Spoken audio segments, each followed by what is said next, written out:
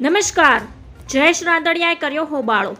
Jayesh રાદડિયાને mandate ન મળ્યો હોવા છતાં તેણે ચૂંટણી લડ્યા અને જીત્યા છે. તમને જણાવી દઈએ કે આઈએફએફસીઓના ડિરેક્ટર પદ માટે જયેશ રાદડિયા અને બિપિન પટેલ વચ્ચે જંગ જામ્યો હતો, જેમાં જયેશ રાદડિયાનો વિજય થયો છે. આ ઘટના બાદ સોશિયલ મીડિયામાં જયેશ રાદડિયાનો એક વિડીયો વાયુ વેગે વાયરલ થયો છે. આઈએફએફસીઓના ડિરેક્ટર પદ માટેની ચૂંટણીમાં જયેશ રાદડિયાનો ભવ્ય વિજય થયો છે.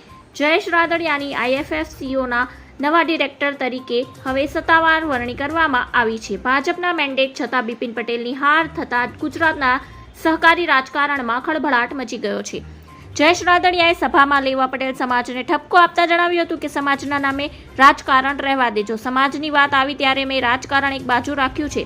સમાજના વ્યક્તિ આગળ જાય તો સહકાર આપજો.